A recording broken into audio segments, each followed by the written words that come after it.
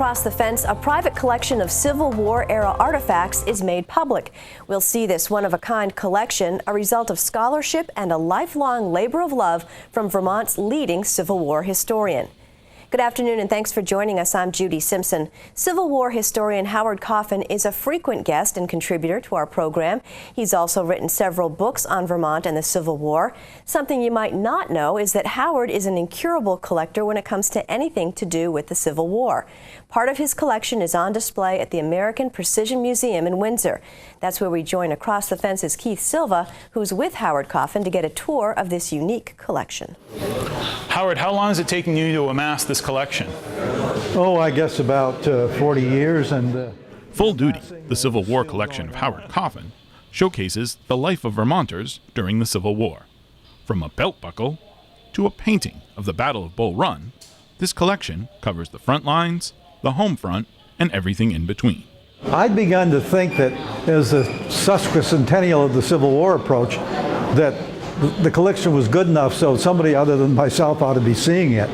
And I knew about the Precision Museum. It's in the area where I grew up. I knew 50,000 rifle muskets had been made here for the Civil War, and so I thought that would be a good place.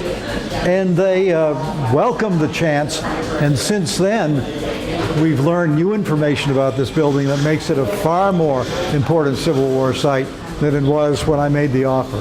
It's a nice fit. Do you have a favorite item in the collection? I'd have to say I think it's the biggest item in the collection, the George Stannard 1862 map that I'm sure the general used on his march to Gettysburg to deliver the fatal blow to Pickett's charge. There are over 100 items from Coffin's collection on display at the American Precision Museum. Coffin owns a few items with Abraham Lincoln's signature, but this commission, signed in 1864, will always be different from the rest. I suppose all collections begin with one item, and mine began 40 years ago when I purchased this document signed by Abraham Lincoln from an antique shop in Rutland. An uncle of mine had just told me that he had bought a Lincoln document for $200. I couldn't believe they were that affordable, although that was a lot of money for me at the time. It's a commission appointing a Vermonter to the position of paymaster in the Union Army, and here's Lincoln's signature. It's 1864. The signature is a little shaky, and I think it shows the stress, the strain, the wear and tear of the Civil War on Abraham Lincoln. Newell Doughton, who was a soldier in the 10th Vermont, sent this cotton ball home from Northern Virginia just a few weeks before he was killed in the Battle of Mine Run. It's one of my favorite items in the collection, partly because cotton had so much to do with why the Civil War was fought. The Civil War was fought about slavery, and the invention of the cotton gin so much increased the demand for cotton that the need for slaves grew and the number of slaves grew until there were 4 million enslaved people in this country. By last count, I had 6 ancestors who served in Vermont regiments during the Civil War. I guess I'm closest to Elba Jilson. My mother remembered him very well. He was my great-grandfather. He joined the 9th Vermont Regiment in 1864, early in 1864, and served for a year. This is his enlistment paper when he signed up at the town hall in Pomfret, Vermont. William McIntyre, born in Ireland, was a private in the 13th Vermont Regiment, and he was part of the attack on Pickett's charge at Gettysburg.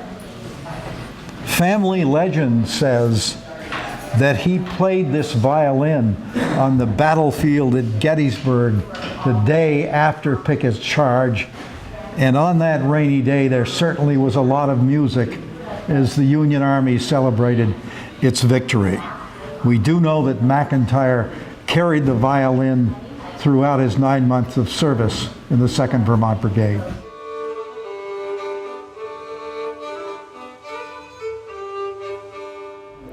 Wesley Sturdivant from Weybridge was a private in the 14th Vermont Regiment, as was his cousin, Ralph Sturdivant.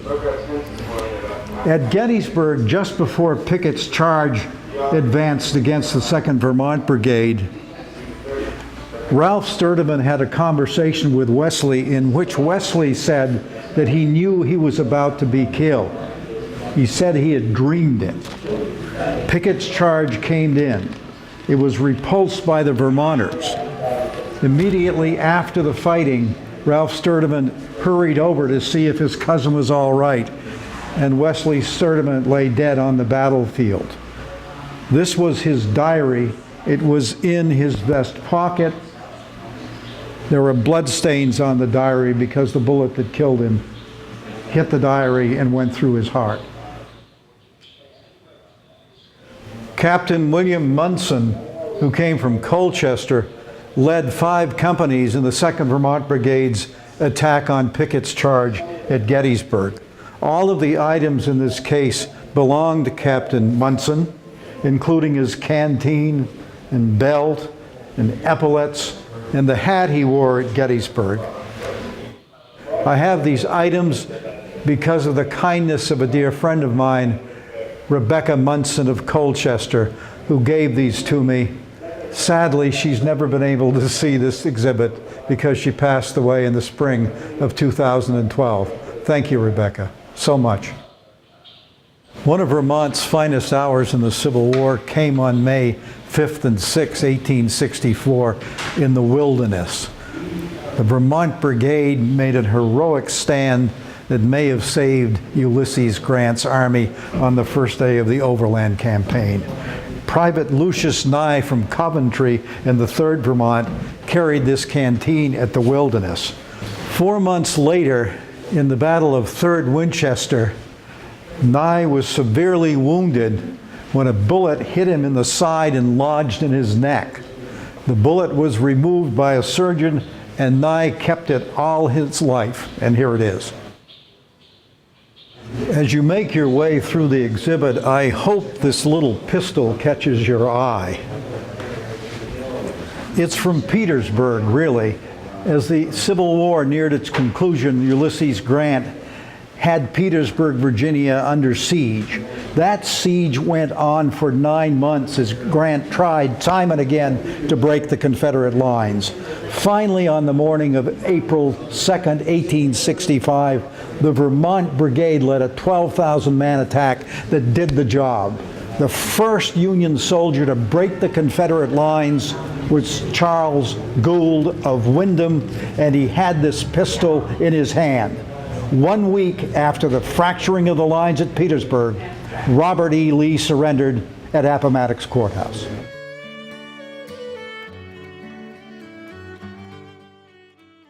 The American Precision Museum was founded by Windsor native Edwin Battison.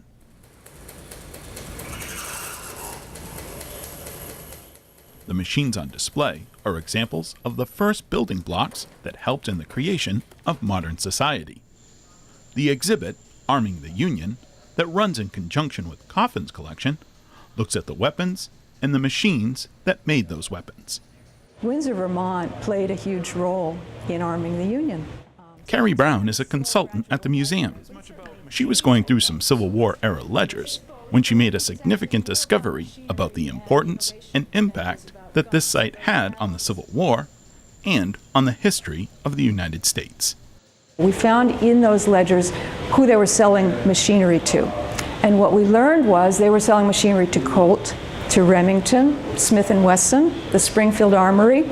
Over the course of the first 3 years of the Civil War, the Union produced 1.5 million rifles, and tens of thousands of pistols and carbines. And the question, of course, is how could they possibly have done that in the early 1860s? It was done at the Springfield Armory and by about a dozen contractors who worked for the Army. And what we learned from these sales records was that the majority of those guns that were made for the Union Army were made in factories that had machines either invented, developed, or built in Windsor, Vermont, because we found that Lamson, Good & O'Neill was selling machine tools to all of these people who were making that 1.5 million rifles. So that's what's new. We're now able to interpret what was going on in this building during the war. We also found, through the generosity of a visitor who showed up one day at the museum and said, you know, I think my great-great-grandfather used to work here during the Civil War. I don't know what he did. Well, it turns out this family had letters that this man had written while he was working here in Windsor in 1861, letters written to his wife who had not yet arrived. He came up early to find housing, and he was writing letters. So we know from his letters also that he got here and he thought he was going to be making guns, and he wrote home to her and he said, well, it's not quite what I expected. We're actually making machinery for all of these for ourselves and for all of these other companies that are making guns. So these two new bits of documentary evidence that no one had ever actually looked at before allow us to recreate the context of what was going on here. We know what machines were built here. We have some drawings of machines that were built here during the war, and we have some of the guns that were made here during the war.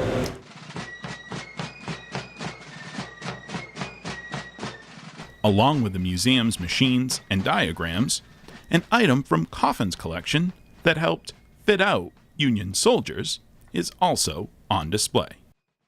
This two-fingered mitten that really isn't that old. This was knit from a pattern that was published in the Addison Independent newspaper when the war began in 1861.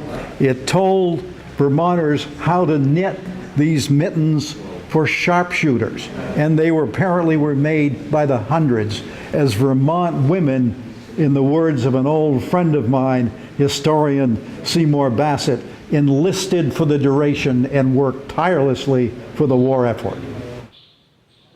Another Civil War collector was a major figure in Vermont's Civil War history, Henry Janes from Waterbury.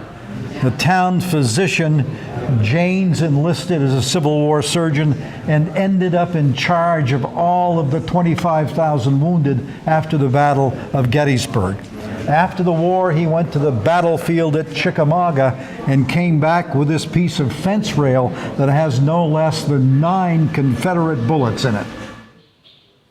Abraham Lincoln was an immensely popular figure in Vermont. Of course, he was killed by an assassin's bullet on the night of April 14th, 1865, while attending the theater in Washington. Vermonters learned of his death first from this little special edition issued by Walton's Daily Journal in Montpelier at 10 a.m. on the morning of April 15th, within hours of Lincoln's death. And this happens to be the most recent item that I have acquired for this collection. This broadside, printed in 1868, commemorates the passage of the 13th Amendment to the United States Constitution, the amendment that abolished slavery. The amendment was ratified in Vermont 3 months later by the legislature on a vote, a resounding vote, of 217 to nothing. This amendment hopefully ended the long suffering of the black race in America. All the hope that the 13th Amendment embodied, so much of it began to die as conditions deteriorated in the South. Jim Crow came into being. The Ku Klux Klan was created and rose up to become a powerful force. And it even existed in Vermont. This Ku Klux Klan outfit was worn at a rally in Plainfield, Vermont in 1928 in opposition to Al Smith's presidential campaign because he was Catholic. This KKK outfit is the last thing you'll see as you pass through this exhibit of mine. It's been a lifetime effort, in a way, putting this collection together. It's been a joy, and I hope you all enjoy seeing this collection as much as I did building it.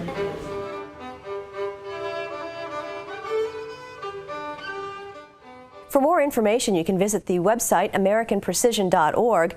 The museum's phone number is 802-674-5781. That's 674-5781. And that's our program for today. I'm Judy Simpson. We'll see you again next time on Across the Fence.